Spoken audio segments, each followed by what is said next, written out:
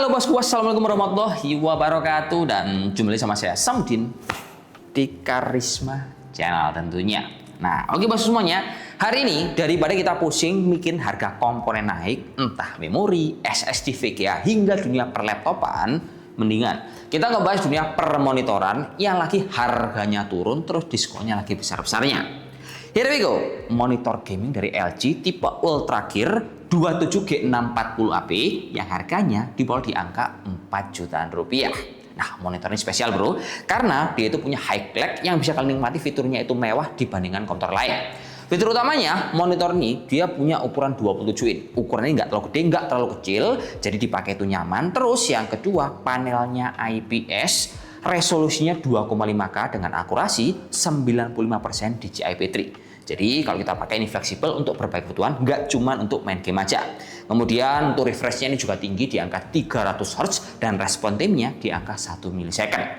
Nah di segmen ini bro ya, seolah-olah kayak LG ini harganya tinggi. Padahal kalau kita itu melihat di merek yang lain untuk ukuran 27 in di kelas yang sama, wah kompetitor harganya lebih mahal, terus fiturnya belum selengkap ini. Atau mungkin POV-nya misal teman-teman bilang 27 in ini ada banyak segmennya harganya lebih murah di angka 2 jutaan. Kalian tengok dulu bro, detailnya tidak mungkin fiturnya sebanyak punya LG ini. Karena gini, waktu kita riset data untuk semua monitor di ukuran 27 in, nah dari brand ternama yang memiliki segmen sama, nyatanya juga LG ini memiliki punya spek yang lebih tinggi. Contohnya, misal kita compare sama merek MSI di tipe MSI MAG 275 UPD E14. Nah, menangnya si MSI ini bro, dia hanya ada pada resolusi 4K. Tapi di sisi yang lain, contohnya refresh dia kalah karena masih pakai 144 Hz. Lalu untuk tipe C-nya, untuk monitor MSI ini dia nggak ada. Kalau soal harga sih mungkin mirip-mirip aja, tapi yang lain dia tetap unggulan dari si LG Ultra Gear yang kita bahas sekarang. Nomor 2 ada Asus ROG Strix X27UCG yang memiliki harga selalu overpriced. Entah laptop atau komponen hingga monitor, selalu ROG ini harganya overpriced di angka 6 juta rupiah. Padahal LG harganya cuma di angka 4 juta rupiah. Memang sih unggulnya ROG ini secara resolusi dia lebih tinggi pakai 4G. Terus untuk refreshnya dia itu rendah hanya di angka 160 Hz dan tidak built-in speaker. Lanjut yang ketiga, ada Gigabyte GS27U yang memiliki fitur unggulan pada resolusi, yaitu pakai 4K, tapi di sisi yang lain dia banyak kalahnya. Contohnya refresh rate hanya menggunakan 160 Hz, Type-C-nya dia nggak punya, built-in speaker dia nggak ada, serta untuk ergonomi alias pergerakannya, monitor Gigabyte ini juga hanya bisa tilt dan juga high, nggak selengkap punyanya si LG. Namun kalau misalnya harga dia mirip-mirip di angka 4,8 sampai 5 juta rupiah dengan garansi sama-sama di angka 3 tahun. Lanjut yang keempat, ada punya AOC Hi27G40XMN. Nah, kalau AOC ini bro, dia resolusinya sama-sama di angka 2,5K. Namun menangnya di AOC ini bro, dia itu punya kontras lebih tinggi karena punya display HDR hingga di angka 1000 nits. Tapi kalahnya si AOC ini dibandingkan LG, dia refreshnya hanya di angka 180 Hz. Belum built-in Type-C, belum built-in monitor, dan juga pergerakan alias ergonominya cuma bisa tilt sama high, dan harganya ini sedikit lebih murah, mulai di angka 4,2 hingga 4,7 juta rupiah. Lanjut yang nomor 5, ada Lenovo Legion 27Q Strip 11 yang memiliki fitur unggulan. Secara spek ini identik mirip bro ya. Dia resolusinya sama-sama 2,5K. Ukuran 27 in, refresh di angka 300 Hz. Tapi untuk kecerahannya, nah ini Legion kalah bro, karena dia cuma pakai HDR10. Lah kalau LG dia pakai HDR400. Tampilannya lebih tajam, lebih bening, akurasinya pun lebih nangkepan punyanya LG karena pakai 90% DCI-P3. Kemudian untuk colokan Type-C-nya punya Legion ini juga nggak ada, speakernya nggak ada, dan harganya Legion ini ditawarkan lebih murah, mulai di angka 3,9 juta rupiah. Nah dari sini, kalau kita memang cari monitor yang cocok buat main game dan juga enak buat kerja, sepertinya pilihan terbaik adalah di ROG Ultra Gear yang kita bahas sekarang.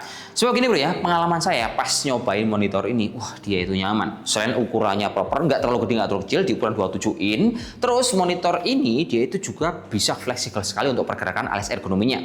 Dia bisa naik turun, nah kayak gini enak bro. Terus dia bisa mengangguk-angguk, bisa noleh kiri kanan, bisa juga diputer, disesuaikan dengan kebutuhan kalian. Jadi kalau kalian udah beli, kita nggak butuh bracket lagi, ini udah bisa nyaman sekali untuk disesuaikan dengan kebutuhan dudukan dan juga meja kalian.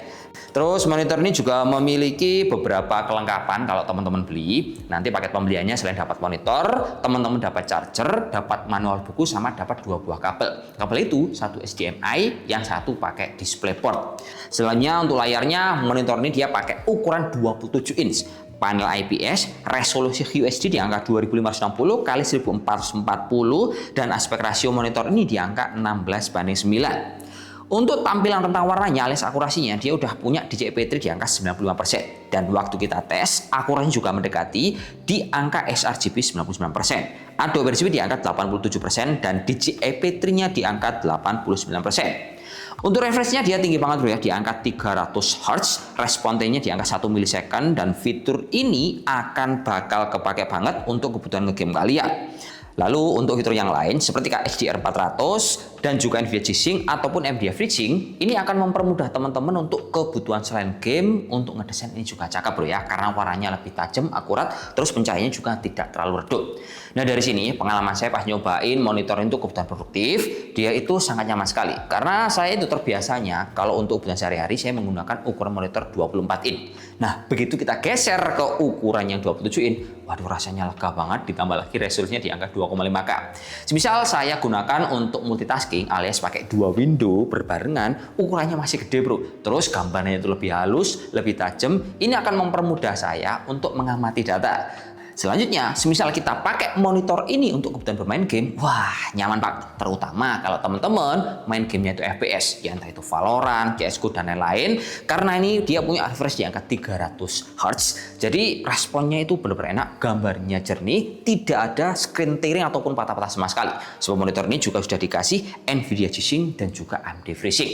Nah dari sini pas kita pakai monitor ini bro ya, untuk kontrol-kontrolnya itu enak. Dia punya tombol joystick di bagian tengah. Ini akan memudahkan kita untuk nyeting brightness dan lain-lain. Terus kita nggak gampang tertekan tombol karena cuma punya satu akses saja. Berikutnya colokannya ini lengkap bro ya. Monitor ini dia punya colokan Type C. Dia itu punya colokan 2 buah port HDMI, 1 buah DisplayPort, dan juga ada pendukung colokan USB, sama ada colokan USB-B yang benar-benar bisa kita maksimalkan untuk kebutuhan yang lain. Jadi intinya kalau memang kita cari monitor kelas untuk kebutuhan gaming, terus fleksibel untuk kerja, pakai ini nggak ada yang lain. Ya sudah aja bro ya, saya dulu. Assalamualaikum warahmatullahi wabarakatuh dan salam jos. Semoga bermanfaat, oke? Harganya mumpung murah bro.